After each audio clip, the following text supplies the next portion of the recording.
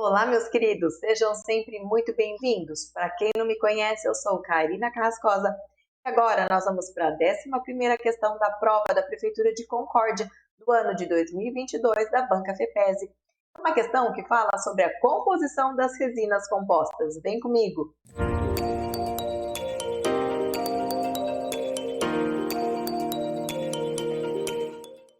Pessoal, o que diz essa questão? A resina composta destaca-se como material restaurador estético mais utilizado em odontologia, tanto pela facilidade de uso quanto pela excelente relação custo-benefício. Assinale a alternativa correta sobre os componentes básicos das resinas compostas. O que tínhamos aqui de alternativas?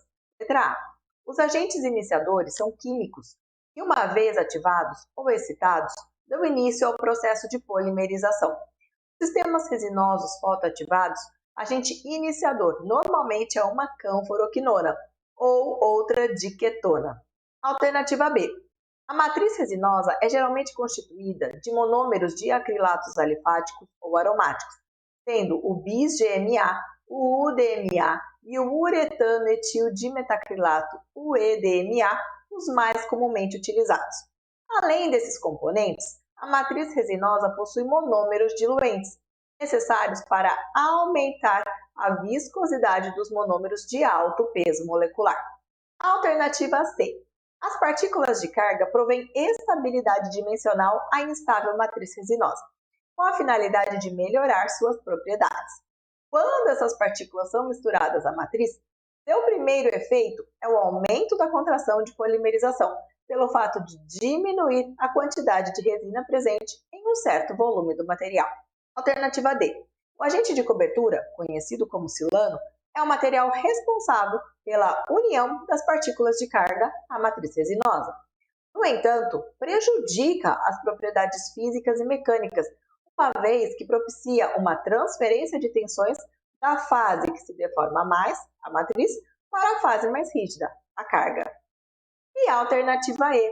Quando as partículas de carga são misturadas à matriz, também aumentam as resistências de tração, compressão e abrasão, aumentam o coeficiente de expansão térmica e diminuem o módulo de elasticidade.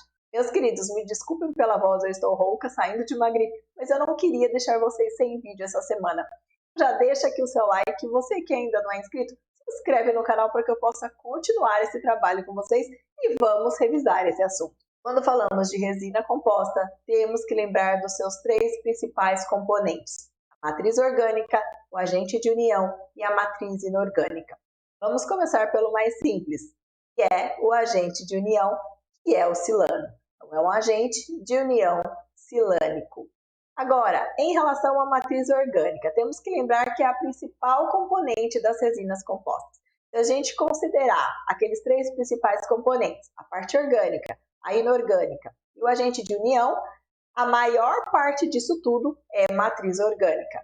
E ela é composta basicamente por dimetacrilatos aromáticos ou alifáticos. Os principais são bis-GMA, o UDMA e o EDMA. O principal é o bis-GMA, mas eles têm algumas características que não são muito favoráveis, tá? Eles têm uma alta viscosidade e um alto peso molecular.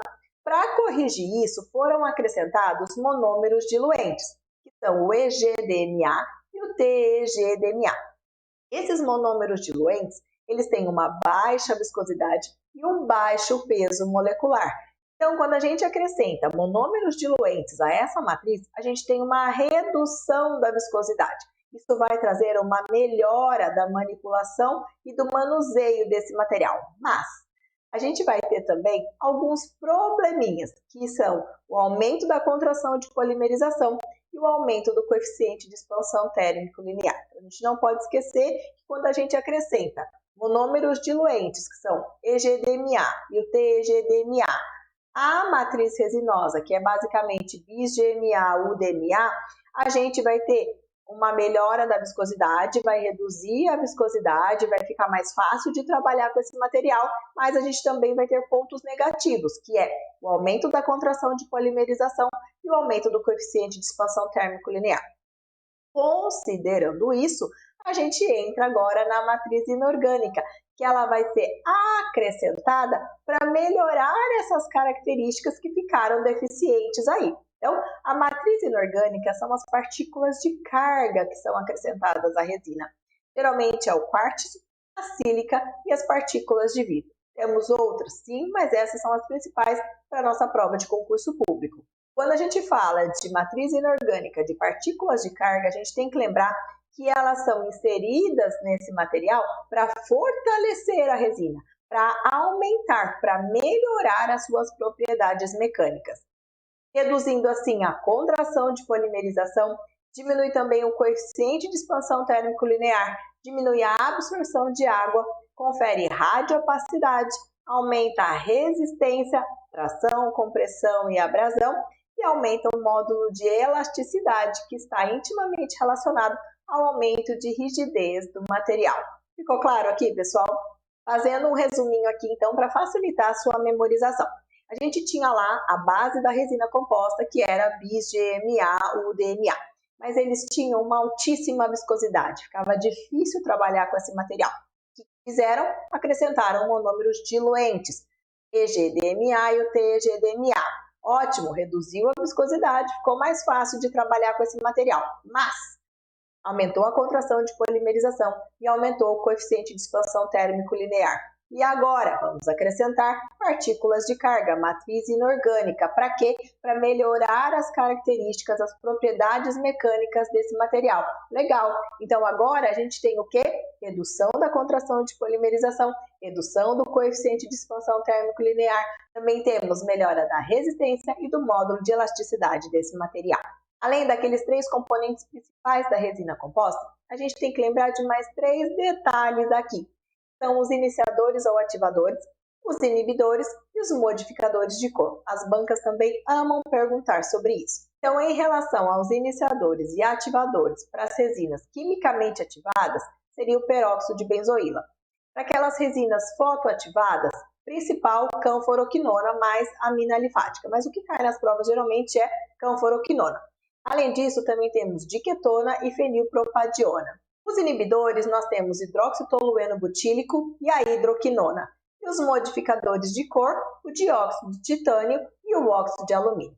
A gente tem que lembrar que as resinas mais translúcidas têm menor quantidade de óxidos e aquelas mais opacas têm maior quantidade de óxidos. Gravem isso.